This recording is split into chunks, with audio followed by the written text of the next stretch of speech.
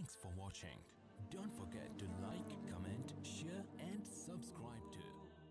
حدیث مبارک میں نے پچھلے جمعہ ایک بیان کی تھی کہ سید عالم صلی اللہ علیہ وآلہ وسلم نے ارشاد فرمایا کہ 7 بڑے گناہوں سے بچو، اجتنبوا السبع الموبقات، 7 تباہ کن گناہوں سے بچو۔ پھر حضور صلی اللہ علیہ وسلم نے اس کی وضاحت فرمائی کہ ان میں سب سے پہلا ہے الاشراک باللہ، اللہ کے ساتھ شرک کرنا، اور ارشاد فرمایا اسی حدیث کے اندر ان 7 گناہوں میں سے والسحر، اور جادوگری کرنا، یہ بھی 7 بڑے گناہوں میں سے ہے جو کہ تباہ کرنے والے ہیں۔ جادوگری کو ان گناہوں میں شمار کیا گیا اس لیے کہ جادوگری خود بھی ایک کفر ہے، جادو کرنے والا کافر ہے۔ خود قرآن پاک نے جادو کو کفر قرار دیا ہے۔ یہ قرآن پاک ادھر پڑھا ہے کوئی وہ سامنے؟ اللہ تعالیٰ نے قرآن پاک میں 2 دفعہ جادو کو کفر قرار دیا ہے۔ یہ سورہ بقرہ ہے میرے سامنے، سورۃ البقرہ۔ اس میں اللہ تعالیٰ نے ہاروت و ماروت کا قصہ بیان کیا ہے کہ 2 فرشتے انسانی شکل میں زمین پر اتارے گئے تھے، اور وہ جادوگری سکھاتے تھے لوگوں کو، اور یہ کہتے تھے کہ یہ کفر ہے، یہ کفر ہے، جو اس کو کرے گا وہ کافر ہو جائے گا۔ اس کے یہ الفاظ ہیں، یعنی جادو کی حقیقت بتاتے تھے کہ جادوگر جو ہوتے ہیں ان میں کوئی خدائی صفت نہیں ہوتی، بلکہ وہ شیطانی صفت کے مالک ہوتے ہیں۔ اللہ کو پکارنے کی بجائے وہ شیطان کو مدد کے لیے پکارتے ہیں، اور شیطان ان کی مدد کرتا ہے۔ جادوگر جو شعبدہ بازیاں دکھاتے ہیں تو وہ شیطان کی مدد کے ساتھ، نہ کہ رحمان کی مدد کے ساتھ۔ چنانچہ فرمایا کہ وَاتَّبَعُوا مَا تَتْلُو الشَّيَاطِينُ عَلَى مُلْكِ سُلَيْمَانَ، یہ یہودی اس جادو کی پیروی کرتے ہیں کہ جو شیاطین سلیمان علیہ السلام کے ملک میں ان کی بادشاہی میں پڑھا کرتے تھے۔ وَمَا كَفَرَ سُلَيْمَانُ، لیکن سلیمان علیہ السلام نے کوئی کفر نہیں کیا، وَلَكِنَّ الشَّيَاطِينَ كَفَرُوا، شیاطین نے کفر کیا۔ يُعَلِّمُونَ النَّاسَ السِّحْرَ، وہ لوگوں کو جادو سکھاتے تھے۔ یعنی کلیئرلی اللہ تعالیٰ نے فرمایا کہ سلیمان علیہ السلام مشہور ہو گیا تھا، یہودی سمجھتے تھے کہ سلیمان علیہ السلام ایک کوئی میجیشن ہوا ہے، ایک کوئی جادوگر ہوا ہے، اور سلیمانی جادو آج بھی ایک لفظ مشہور ہے، یہ کفریہ لفظ ہے کہ سلیمانی جادو مطلب ہے کہ جادو کو سلیمان علیہ السلام کی طرف منسوب کرنا، اللہ کے ایک پیغمبر کی طرف منسوب کرنا، یہ کفر ہے۔ تو یہ سمجھا گیا تھا کہ سلیمان علیہ السلام ایک جادوگر تھے، ان کا تخت ہوا میں اڑتا تھا۔ قرآن پاک میں ہے نا، غدوہا شہر ورواحہا شہر، ان کا تخت ہوا میں اڑتا تھا، اور صبح سے دوپہر تک 1 مہینے کا سفر طے کرتا تھا، اور دوپہر سے شام تک 1 مہینے کا سفر طے کرتا تھا۔ تو یہ مشہور ہو گیا تھا کہ وہ جادو کی طاقت تھی، جادو کی طاقت تھی۔ اور ان کے زمانے میں شیاطین لوگوں کو کیونکہ جنات آپ کی بارگاہ میں بیٹھے ہوتے تھے۔ اللہ تعالیٰ قرآن پاک میں ارشاد فرماتا ہے کہ ہم نے جن ان کے تابع کیے تھے، تو جن بھی ان کے دربار میں بیٹھے ہوتے تھے، انسان بھی بیٹھے ہوتے تھے، تو جن جو تھے وہ خسر پسر کر کے انسانوں کو سکھاتے تھے، جادو کی باتیں سکھاتے تھے۔ وہ لوگوں نے لکھ لی، لوگوں نے وہ جادو کی باتیں لکھ لی، وہ کتابچے لوگوں کے پاس تھے۔ سلیمان علیہ السلام کو پتہ چلا کہ شیاطین لوگوں کو جادو سکھاتے ہیں، اور لوگوں نے وہ لکھے ہوئے ہیں۔ آپ نے وہ سارے کتابچے، وہ سارے کاغذ اکٹھے کر کے اپنی کرسی کے نیچے دبا دیے۔ جب آپ دنیا سے تشریف لے گئے تو شیاطین نے لوگوں سے کہا کہ ان کی کرسی کو اٹھاؤ تو نیچے سے جادو کی کتابیں نکلیں گی۔ ان کتابوں کی زور پر ان کی یہ ساری کاروائیاں تھیں، اور یہ جو کرتے تھے تو نکالی گئی، تو وہ نکلی، تو بہت بڑا دھوکہ پڑ گیا۔ لوگوں نے کہا کہ اچھا یہ تو ساری جادو کی باتیں تھیں، ان کے پاس تو یہ تھا۔ اللہ تعالیٰ نے اس سارے پرسیپشن کو دور کرنے کے لیے یہ آیات نازل فرمائیں، حضور دنیا میں تشریف لائے انبیاء کرام کے بارے میں لوگوں کی غلط فہمیوں کو دور کرنے کے لیے اور پیغمبروں کی شان کو بحال کرنے کے لیے آپ پر یہ آیتیں نازل ہوئیں۔ فرمایا کہ وما کفر سلیمان، سلیمان علیہ السلام نے کوئی کفر نہیں کیا تھا، ولیکن الشیاطین کفروا، مگر شیاطین نے کفر کیا تھا، یعلمون الناس السحر، وہ لوگوں کو جادو سکھاتے تھے۔ تو مطلب یہ ہے کہ جادو سکھانے والا کافر ہے، اللہ تعالیٰ ارشاد فرما رہا ہے۔ اور پھر آگے فرمایا کہ وما انزل علی الملکین ببابل ہاروت و ماروت، یہ ایک بات ہو گئی۔ ساتھ ہی اسی آیت میں فرمایا کہ جو دو فرشتوں پر نازل کیا گیا تھا بابل میں، ہاروت اور ماروت پر، وہ دو فرشتے تھے، وہ لوگوں کو سکھانے آئے تھے کہ جادوگری ایک فن ہے۔ یہ جادو کوئی بھی وہ الفاظ بولے جو جادوگر بولتے ہیں تو وہ بھی اس طرح کے کرشمے کرنے لگے۔ تو فرمایا کہ آج یہودی جو جادو کرتے ہیں، ایک تو ان چیزوں کی پیروی کرتے ہیں جو شیاطین ملک سلیمان میں لوگوں کو سکھاتے تھے، اور دوسرا ہاروت و ماروت پر جو نازل کیا گیا تھا، وما يعلمان من احد حتى يقولا انما نحن فتنة، اور جب بھی وہ ہاروت و ماروت کسی کو کچھ سکھاتے تھے تو فرماتے تھے کہ ہم ایک آزمائش بن کر آئے ہیں، ہم ایک امتحان بن کر آئے ہیں کہ لوگ جادو سیکھ کر پھر اس میں مبتلا ہوتے ہیں یا اللہ کے خوف سے اس سے دور رہتے ہیں، یہ ایک آزمائش ہے۔ فلا تکفر، تم نے کفر نہیں کرنا، تم نے کفر نہیں کرنا، یعنی اگر جادو کرو گے تو کفر میں مبتلا ہوگے۔ تو ان دو آیات مقدسات سے بالکل واضح ہو گیا کہ جادو کرنے والا کافر ہے۔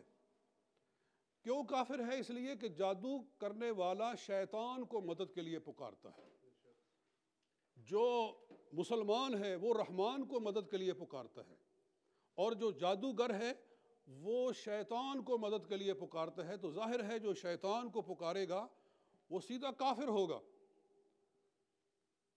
تو اس لیے حضور صلی اللہ علیہ وسلم نے 7 بڑے گناہوں میں سے ایک جادو کو داخل فرمایا ہے کہ جادوگری کرنے والا یہ بھی بڑے گناہوں میں سے ایک گناہ کا مرتکب ہے، اس لیے کہ وہ سیدھا کفر کے اندر مبتلا ہے۔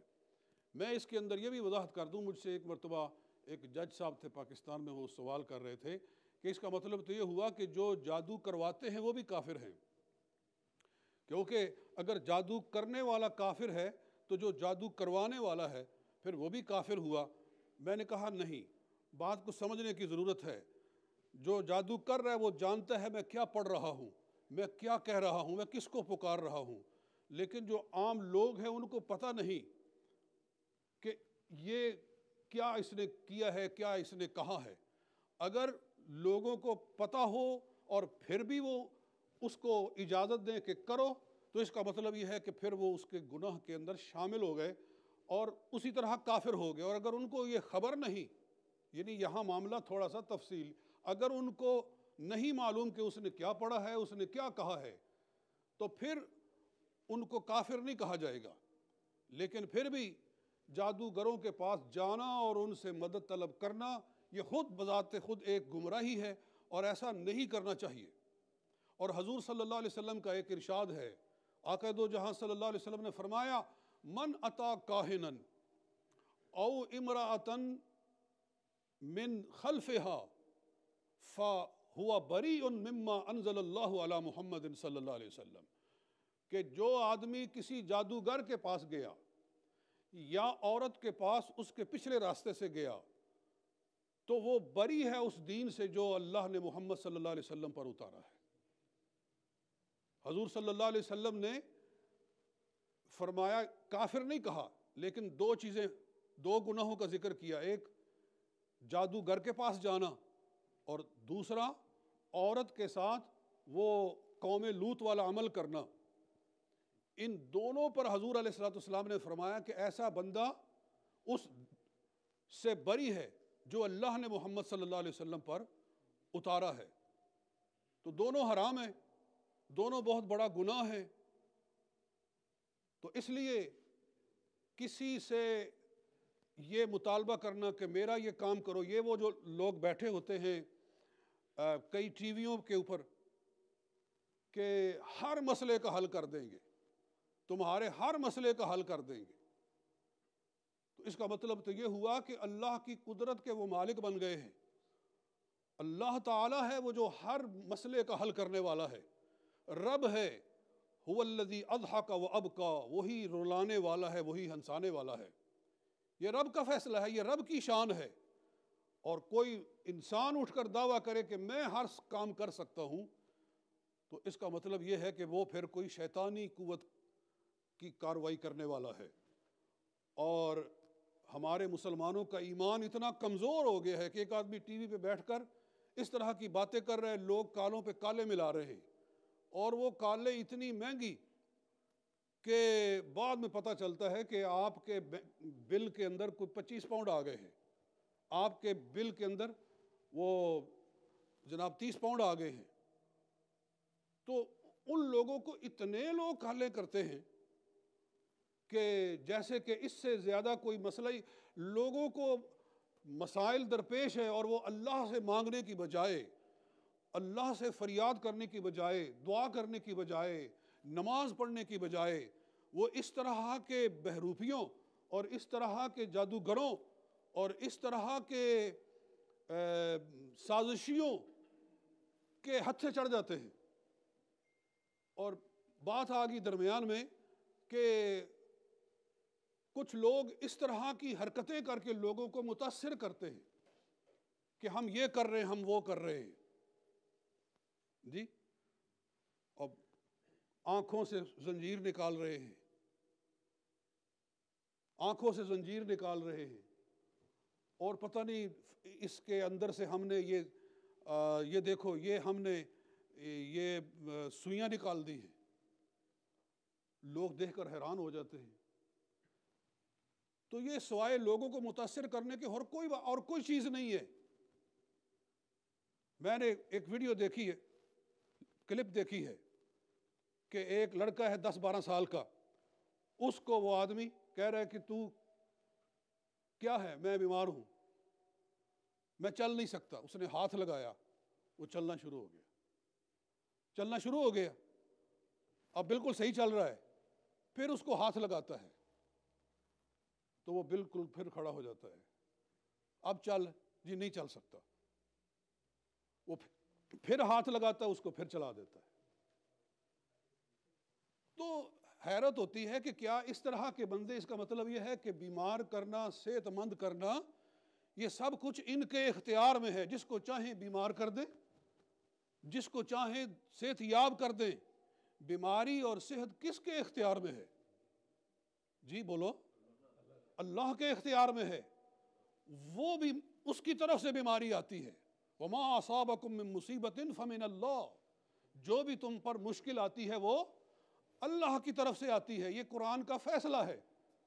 اور اگر کوئی آدمی لوگوں کو شعبدہ بازی کر کے ہاتھ لگائے تو چلانا شروع کر دے، اور ہاتھ لگائے تو چلتے ہوئے کو کھڑا کر دے، تو اس کا مطلب یہ ہے کہ وہ شعبدہ باز ہے، وہ کوئی شیطان کا چیلا ہے، لوگوں کو گمراہ کر رہا ہے. اس کا حقیقت سے کوئی تعلق نہیں ہے. اس کی شکل دیکھو کہ لمبی لمبی لٹیں رکھی ہوئی ہیں جو کہ کندھوں سے نیچے جا رہی ہیں.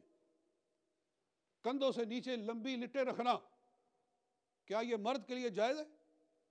حضور صلی اللہ علیہ وسلم نے فرمایا لعن اللہ المتشبہین من الرجال بالنساء ولعن اللہ النساء المتشبہات بالرجال.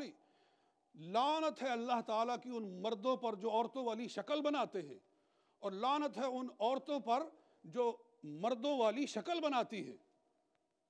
تو شکل بنانے پر لعنت وارد ہوئی ہے. اس لیے فقہا نے اتنی لمبی زلفیں رکھنا جو کہ کندھوں سے نیچے ہوں ان کو حرام قرار دیا ہے، کیونکہ یہ عورتوں کے ساتھ مشابہت ہے. تو اندازہ کرو کہ جو بندہ حدیث مبارک کے مطابق ملعون ہے، اس پر اللہ تعالیٰ کی لعنت ہے. وہ دعویٰ کر رہا ہے کہ میں جس کو چاہوں شفا دے دوں، جس کو چاہوں میں صحت دے دوں. تو پھر اس کو شعبدہ بازی نہ کہا جائے تو اور کیا کہا جائے؟ مردوں کے لیے زیور پہننا حرام ہے سوائے ایک انگوٹھی کے، ایک رنگ فگر. اس کو کیا کہتے ہیں، وہ چھلا سو کہتے ہیں. ایک صرف پہنا جا سکتا ہے.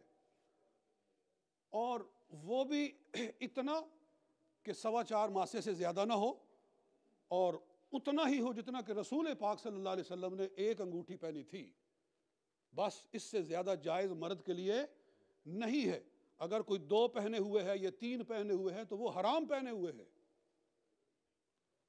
تو ایک آدمی نے اپنے ہاتھوں میں حرام پہنا ہوا ہے، اس کے ہاتھ ہی حرام آلود ہیں، ان ہاتھوں کے ساتھ وہ دعا کر رہے اور سمجھتا ہے کہ میں ساری دنیا کے مسئلے حل کر رہا ہوں، ایک پھونک مارتا ہوں تو سب کی بیماریاں اڑا کے رکھ دیتا ہوں، جبکہ اس کی ظاہری شکل ہی شریعت کے خلاف ہے، تو پھر مان لو کہ ایسا بندہ اللہ سے اس کا کوئی تعلق نہیں ہے، یہ کوئی شیطانی قوت ہو سکتی ہے، یہ جادوگری میں آتا ہے۔